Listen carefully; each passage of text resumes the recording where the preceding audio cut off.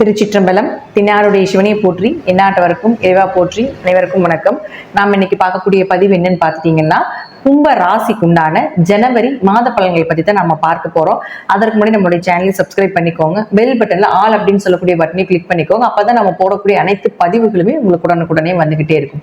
கும்பராசியை பொறுத்த வரைக்கும் பார்த்துட்டீங்கன்னா, இந்த மாதம் உங்களுக்கு மார்ச் மாசம் வரைக்கும் ஜென்மத்துக்குள்ளேயே சனி இருக்கிறதுனால கொஞ்சம் குழப்பங்கள் இருக்கும் அப்படிங்கிறதுல மாற்றம் இல்லை. இருப்பினும் இந்த மாதம் உங்களுக்கு 4 மற்றும் 9ஆம் அதிபதினு சொல்லக்கூடிய சுக்கிரன் ராசிக்குள்ளே என்ட்ரி ஆகிறார்.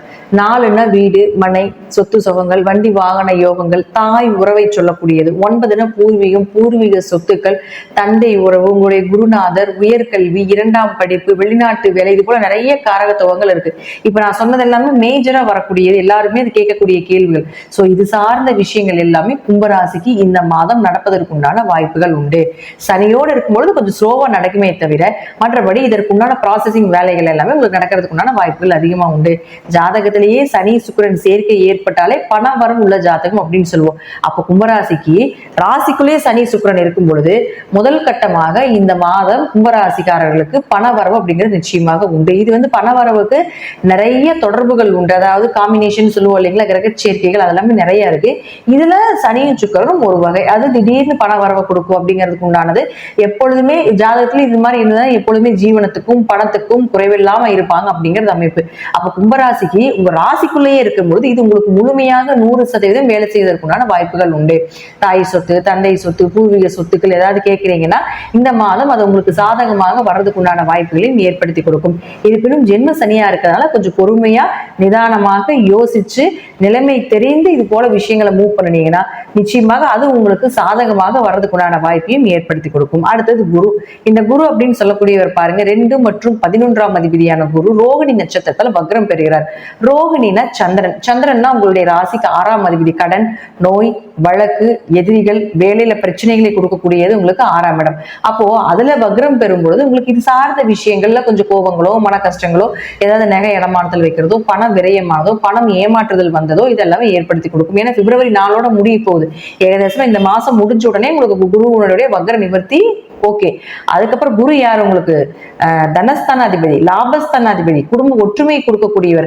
அதற்கப்புறம் ஜனவரிக்கு மேல பாத்துட்டீங்கன்னா உங்களுக்கு கண்டிப்பாக பண வரவு, லாபங்கள், எதிர்பார்த்த இடத்துல எல்லாமே உங்களுக்கு இருக்கக்கூடிய பிரஷர் எல்லாமே குறைஞ்சு உங்களுக்கு நல்ல ஒரு பண வளர்ச்சியை நிச்சயமாக ஏற்படுத்தி கொடுக்கும் அப்படிங்கிறதுல மாற்றம் இல்லை. இருப்பினும் குரு வக்ரமாக இருந்தாலும் கூட இந்த சனி சுக்கிரன் சேர்க்கை ஏதாவது ஒரு வகையில் உங்களுக்கு பண வரவை ரோல் பண்ணி கொடுக்கும் அப்படிங்கிறதையும் நம்ம எடுத்துக்கலாம். அடுத்தது செவ்வாய். இந்த செவ்வாய் அப்படின்னு பாத்துட்டீங்கன்னா 3 மற்றும் 10ஆம் அதிபதி 6ஆம் வீட்டுல போய் வக்ரமாகிறார். நீசம் பெற்று வக்ரமான கிரகம் உச்ச பலனை கொடுக்கும் அப்படின்னு சொன்னாலும் கூட 10ஆம் அதிபதி வக்ரம் ஆனதுக்கு அதுக்கு முன்னாடி வெறும் நீசத்துல இருக்கும்போது நிறைய தொழில் தடைகள், ஏமாற்றங்கள், அதே போல கூட பிறந்தவங்களோட சண்டை, சச்சரவு, பிரச்சனைகள் இதெல்லாமே இருக்கும். அப்ப எப்போ இந்த வருடம் இந்த மாசம் முழுவதும் வக்ரமாக இருக்கிறார். அதுவும் பாருங்க உங்களுக்கு 21ஆம் தேதி வரைக்கும் வக்ரகதியில தான் இருக்க போறார்.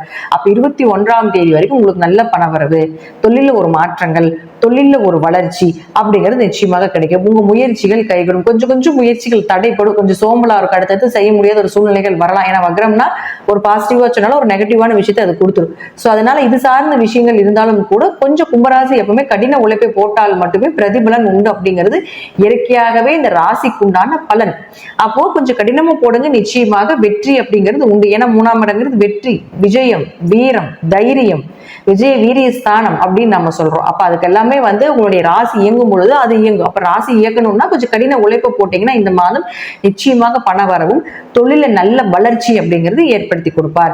அடுத்தது பாருங்க உங்களுக்கு சுக்கிரன் இயற்கையாகவே நம்ம சொல்லியாச்சு இந்த கட்டத்தில் இருக்கும்பொழுது என்ன பண்ணி கொடுப்பார். அடுத்தது புதன். இந்த செவ்வாய் பார்த்துட்டீங்கன்னா 21ஆம் தேதிக்கு மேல உங்களுடைய ராசிக்கு 5ஆம் வீட்டுக்கு போயிடுவார். அப்போ 20ஆம் தேதி வரைக்கும் கூட கொஞ்சம் பிரஷர், கடின உழைப்பை போட்டீங்கன்னாலும் கூட 21ஆம் தேதிக்கு மேல 5ங்கிறது உங்களுக்கு பார்த்துட்டீங்கன்னா பூர்வ புண்ணிய ஸ்தானம். அப்ப 5, 10 தொடர்பு ஏற்படும் பொழுது குலதெய்வ வழிபாடு, குல தெய்வத்தினுடைய அனுகிரகம், இஷ்ட தெய்வத்தினுடைய வழிபாடுகள் இதெல்லாம் சிறப்பா இருக்கும். 5ங்கிறது ஒரு அதிர்ஷ்டத்தை சொல்றதுனால திடீர் வருமானம், திடீர் அதிர்ஷ்டங்கள், உங்க ஜாதக அதிர்ஷ்டங்கள் இருந்ததுன்னா இங்க உங்களுக்கு செவ்வாய் வரக்கூடிய காலகட்டங்கள் எல்லாமே திடீர் அதிர்ஷ்டத்தை உங்களுக்கு அதை லிங்க் பண்ணி ஏற்படுத்தி கொடுக்கும் அப்படிங்கிறது தான் உண்மை. அடுத்தது பாருங்க உங்களுக்கு புதன். இந்த புதன் அப்படின்னு சொல்லக்கூடியவர் 5 மற்றும் 8ஆம் அதிபதி. இந்த 5 மற்றும் 8ஆம் அதிபதினு சொல்லக்கூடிய புதன் இப்ப இருக்கக்கூடிய வீடுன்னு பார்த்துட்டீங்கன்னா உங்களுடைய ராசிக்கு 10ஆம் வீட்டுல 4ஆம் தேதி வரைக்கும் இருக்கார். அடுத்தது 11ஆம் வீட்டுக்கு லாபஸ்தானத்துக்கு வருகிறார்.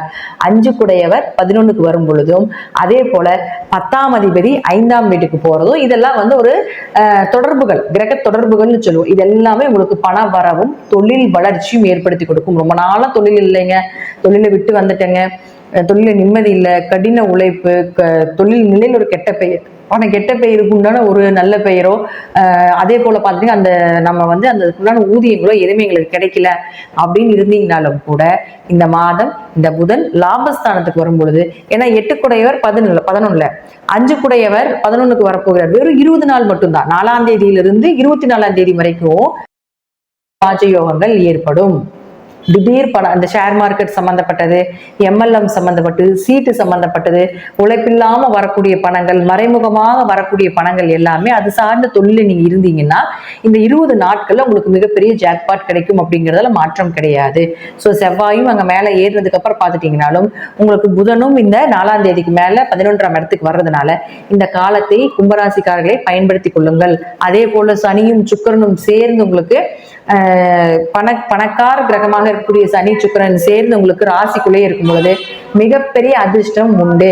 ஜென்ம சனியாக இருக்கிறதுனால ஒவ்வொரு ஸ்டெப்பும் கரெக்டா மூவ் பண்ணுங்க. ஆனா இருப்பினும் இந்த மாதம் அருமையாக இருக்கும். என்ன பண்ணீங்களோ உங்களுக்கு லாபங்கள் உண்டு. எதை எடுத்து வைத்தீங்கனாலும் எதை நோக்கி நீங்க பயணப்படுறீங்களோ அந்த பயணத்துக்கு உண்டான லாபங்களை நிச்சயமாக ஏற்படுத்தி கொடுப்பார். அடுத்தது பாருங்க சூரியன். இந்த சூரியன் அப்படின்னு சொல்லக்கூடியவரும் 11ஆம் தேதி வரைக்கும், அதாவது 14ஆம் தேதி வரைக்கும் 11ஆம் வீட்டுல இருக்கிறார். அப்போ 7ஆம் அதிபதி 11 இருந்ததுன்னா கணவருக்கு வருமானம், கணவர் மூலமாக லாபங்கள், மனைவி மூலமாக லாபங்கள், நண்பர்கள் மூலமாக லாபங்கள், குடும்ப தேவைகளை பூர்த்தி செய்யறது, குடும்ப தேவைகளுக்கு பொருட்கள் வாங்கி கொடுப்பது, கணவன் மனைவி அந்யூன்யமாக இருப்பது, 2ஆம் திருமண அமைப்பு தேடிட்டு இருந்தீங்கனாலும் கூட இந்த 14ஆம் தேதிக்குள்ள தேடுங்க, கண்டிப்பாக நல்ல வரன் அமையறதுக்கு உண்டான வாய்ப்புகள் உண்டு. அதுவே 14ஆம் தேதிக்கு மேல சூரியன் உங்க ராசிக்கு 12க்கு போறார். அப்போ கணவர் மூலமாக மனைவி மூலமாக சில விரயங்கள், அந்த உங்க குடும்ப ரீதியாக ஒரு இன்ப சுற்றுலா, இது போல ஒரு ஜாலியா இருக்கணும், சுகமா இருக்கணும் அப்படிங்கறத நினைக்கிறது எல்லாமே, உங்களுடைய ஆசைகள் நிறைவேற்றணும் அப்படிங்கறத நினைக்கிறது எல்லாமே 14ஆம் தேதிக்கு முன்னாடியே வச்சுக்கோங்க.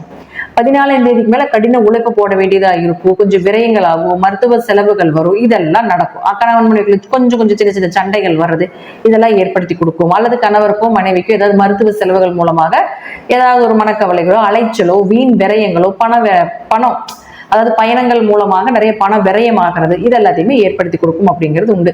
அதெல்லாம் 14ஆம் தேதிக்கு முன்னாடியே சூரியன் லாபஸ்தானத்தில் இருக்கும் பொழுதே இந்த லாபத்தை பயன்படுத்தி கொள்ளுங்கள் அப்படிங்கிறது தான் உண்மை. பொதுவா கும்பராசியை பொறுத்த வரைக்கும் பாத்தீங்கன்னா இந்த மாதம் உங்களுக்கு மிகப்பெரிய ஜாக்பாட் மாதமாக இருக்குது அப்படிங்கிறது உண்டு. நீங்க தைரியமாக 24ஆம் தேதி வரைக்கும் எந்த விஷயமாக இருந்தாலும் மூவ் பண்ணலாம். 15ஆம் தேதிக்கு மேல மட்டும் பாத்துட்டீங்கன்னா உடல்நிலையில கொஞ்சம் கவனமாக இருந்துக்கோங்க.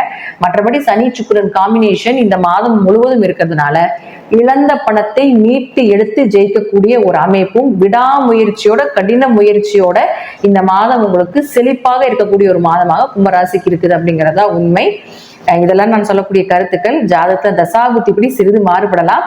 நன்றி. மீண்டும் ஒரு நல்ல பதிவுல சந்திக்கலாம். திருச்சிற்றம்பலம், தில்லையம்பலம், ஸ்ரீ நரசிம்மர் திருடிகளே சரணம்.